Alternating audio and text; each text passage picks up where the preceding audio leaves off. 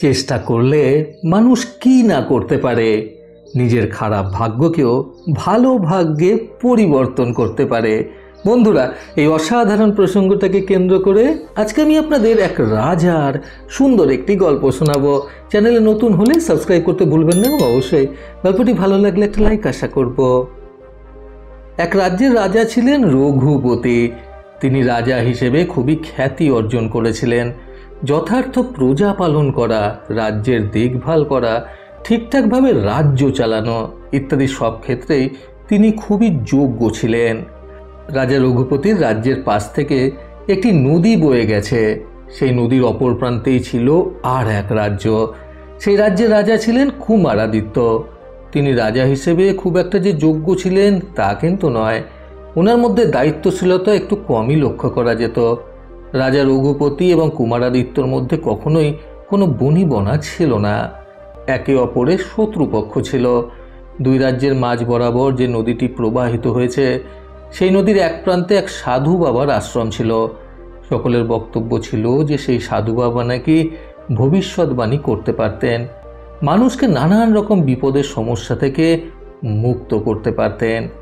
রাজা রঘুপতি এবং কুমারাদিত্য দুজনেই কোনো যুদ্ধে যাওয়ার আগে বা তাদের রাজ্য সংক্রান্ত কোনো সমস্যা নিয়ে কোনো কিছু জানতে সবসময় সেই আশ্রমে গিয়ে সাধু বাবার কাছ থেকে ভবিষ্যৎবাণী করিয়ে নিতেন।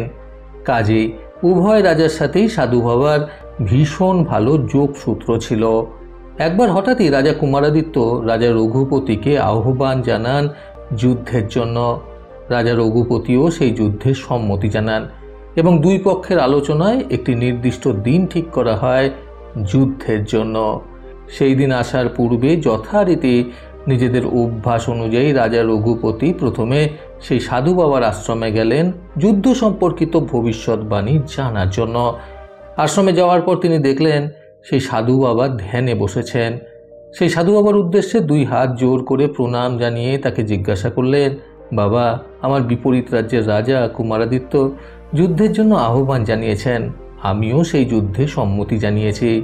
আমি আপনার কাছে জানতে এসেছি যে সেই যুদ্ধে আমার রাজ্যের পরিণতি কি হবে, অর্থাৎ আমি কি সেই যুদ্ধে জয়ী হতে পারবো? দয়া করে আপনি আমার ভাগ্য গণনা করে কি বলে দিতে পারবেন যে যুদ্ধে আমার জয় ঘটবে না পরাজয়? রাজা রঘুপতির প্রশ্নে সাধু বাবা অনেক বিচার বিবেচনা করে রাজার ভাগ্য গণনা করে বললেন, না, দুঃখের সঙ্গে আমাকে জানাতে হচ্ছে যে এই যুদ্ধে আপনার জয় ঘটবে না, এই যুদ্ধে আপনার ভাগ্যে পরাজয় লেখা রয়েছে। একথা শুনে রাজা রঘুপতি মনে মনে খুবই কষ্ট পেলেন এবং হতাশ হয়ে সাধু বাবাকে বিদায় জানিয়ে সেখান থেকে চলে আসলেন। নিজের রাজপ্রাসাদে ফিরে আসার পর তিনি তার সকল সেনা এবং সেনাপতিকে খুব ভালোভাবে যুদ্ধের জন্য প্রস্তুত করতে শুরু করলেন। যেভাবে এই যুদ্ধের প্রস্তুতির জন্য তৈরি হওয়া যায় সেই সব রকম চেষ্টাই রাজা রঘুপতি করেছিলেন। একইভাবে রাজা কুমারাদিত্য যুদ্ধের পূর্বে সেই সাধু বাবার আশ্রমে গেলেন যুদ্ধ সম্পর্কিত নিজের ভবিষ্যৎবাণী করার জন্য। আশ্রমে যাওয়ার পর তিনি সাধু বাবার উদ্দেশ্যে দুই হাত জোর করে প্রণাম জানিয়ে সাধু বাবার কাছে জানতে চাইলেন যে আগামী যে যুদ্ধের জন্য তিনি যেতে চলেছেন সেই যুদ্ধে তার কি পরিণতি ঘটবে, অর্থাৎ তিনি সেই যুদ্ধে জয়ী হবেন নাকি সেই যুদ্ধে তিনি হেরে যাবেন। সাধু বাবা ভবিষ্যৎবাণী করে তাকে বললেন, রাজা, আমি এখানে স্পষ্ট দেখতে পাচ্ছি যে এই যুদ্ধে আপনার জয় নিশ্চিত এবং আপনার বিপরীত পক্ষের রাজ্যের রাজারই পরাজয় ঘটবে। একথা শুনে রাজা কুমারাদিত্য খুবই আনন্দিত হন এবং নিশ্চিন্ত মনে প্রাসাদে ফিরে আসেন। আর ভবিষ্যতে জেতার আনন্দে যুদ্ধের দিন আসা পর্যন্ত তিনি নিশ্চিন্তেই সাধারণ জীবনযাপন করেন। এইভাবেই যুদ্ধের দিনের আগমন ঘটল। যুদ্ধে দুই পক্ষের রাজার মধ্যে তুমুল যুদ্ধ চলল। দুই পক্ষের সৈন্য সেনারা সকলেই যুদ্ধে মেতে উঠেছিল। এইভাবে বেশ অনেক দিন যুদ্ধ চলার পর রাজা রঘুপতি জয়ী হলেন এবং তার কাছে রাজা কুমারাদিত্য পরাজিত হলেন।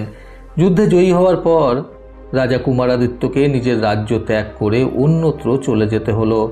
জয়ী হওয়ার পরের দিন রাজা রঘুপতি আবারও সেই আশ্রমে পৌঁছালেন সাধু বাবার কাছে। সাধু বাবার কাছে গিয়ে তিনি সাধু বাবাকে প্রশ্ন করলেন, বাবা, আপনি তো বলেছিলেন যে যুদ্ধে আমার পরাজয় ঘটবে এবং আমার অপর পক্ষের রাজা অর্থাৎ রাজা কুমারাদিত্য জয় ঘটবে, কিন্তু এই যুদ্ধে সম্পূর্ণ বিপরীত ঘটনা ঘটতে দেখা গেছে। যুদ্ধে আমি জয়ী হয়েছি এবং রাজা কুমারাদিত্য পরাজিত হয়ে রাজ্য ত্যাগ করতে বাধ্য হয়েছেন। এটা কি করে সম্ভব হলো, যদি একটু বিস্তারিত বলেন তাহলে খুবই উপকার হবে। একথা শোনার পর সাধু বাবা রাজা রঘুপতির উদ্দেশ্যে বললেন, আমি যখন আপনার ভবিষ্যৎবাণী করে আপনাকে বলেছিলাম যে আপনার পরাজয় ঘটবে, তখন আপনি আমার এই আশ্রম থেকে বেরিয়ে প্রাসাদে গিয়ে কি করেছিলেন আগে আমাকে বলুন। রাজা রঘুপতি তখন একটু ভেবেচিন্তে সাধু বাবাকে বললেন, আমি আপনার এখান থেকে গিয়ে আমার সৈন্যদের খুব ভালোভাবে যুদ্ধের জন্য প্রস্তুত করতে শুরু করে দিয়েছিলাম এবং আমি মনস্থির করে নিয়েছিলাম যে করেই হোক এই যুদ্ধ আমি জিতবই, আর সেই মতোই আমি প্রস্তুত হচ্ছিলাম।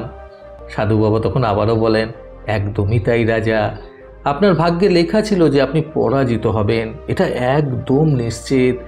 আর রাজা কুমারাদিত্যের ভাগ্যেও ছিল যে তিনি জয়ী হবেন, এটাও একদম নিশ্চিত। কিন্তু ভাগ্যের লেখাটাও খণ্ডন করা গেল তখনই যখন আপনি আপনার আপ্রাণ চেষ্টার মাধ্যমে আপনার ভাগ্যের লেখাকে পরিবর্তন করে দিলেন। অর্থাৎ এর থেকে এটাই প্রমাণিত হয়েছে যে কোনো কিছুতে সফল হওয়ার জন্য আপ্রাণ চেষ্টা অনেক সময় ভাগ্যের লেখাকেও খণ্ডন করতে পারে। আপনি আপনার চেষ্টার মাধ্যমে এবং আপনার মনের ইতিবাচক ধারণার মাধ্যমে এই যুদ্ধে জয়ী হয়ে ফিরেছেন। অপরপক্ষে রাজা কুমারাদিত্য নিজের ভাগ্যের উপর ভরসা করে নিশ্চিন্তে রাজকীয়ভাবে জীবনযাপন করছিলেন। ওই জন্যই তিনি শুধুমাত্র ভাগ্যের ওপর সব কিছু ছেড়ে দিয়ে। এরপর সাধু বাবা আরও বললেন, রাজা, এই পুরো ঘটনা থেকে এটাই বোঝা গেল যে নিজের করা প্রয়াস অনেক সময় ভাগ্যকেও পরিবর্তন করে দিতে সক্ষম। কি তাই তো? বন্ধুরা, নিজের ভাগ্যকে সুন্দর করতে আজকের এই সুন্দর গল্প থেকে শিক্ষণীয় 3টি কথা সর্বদা মনে রাখুন। প্রথমত, এটা ঠিক যে আমাদের ভাগ্যই আমাদের জীবনটাকে নির্ধারণ করে, কিন্তু তাই বলে এটা নয় যে ভাগ্যের লেখা কখনো পাল্টানো যায় না। দ্বিতীয়ত, ভাগ্যে আমাদের যাই থাকুক না কেন, আমরা যদি আমাদের কর্ম ঠিক রাখি এবং জীবনে সফল হওয়ার জন্য অক্লান্ত পরিশ্রম চালিয়ে যাই, তাহলে আমাদের ভাগ্য আমাদের কাছে হার মানতে বাধ্য। তৃতীয়ত, ভাগ্যে যা লেখা আছে তাই হবে, এই ভুল ধারণাটা নিজেদের মনের মধ্যে পোষণ করে জীবনকে নষ্ট করে দেওয়ার পরিবর্তে আপ্রাণ প্রচেষ্টা করে যে কেউ জীবনে সফল হতেই পারে। প্রতিবারের মতো আবারও বলবো, এই পৃথিবী তাদেরকেই সম্মান দেয় যারা ইউনিক কিছু করার ক্ষমতা রাখে। সকলের সুস্থ এবং সুন্দর জীবন কামনায় প্রকৃত জীবন থেকে আমি সন্তু চক্রবর্তী আবার আসবো আগামীকাল নতুন সুন্দর শিক্ষণীয় একটি ছোট গল্পের সাথে। ভালো শুনুন, ভালো থাকুন। ধন্যবাদ।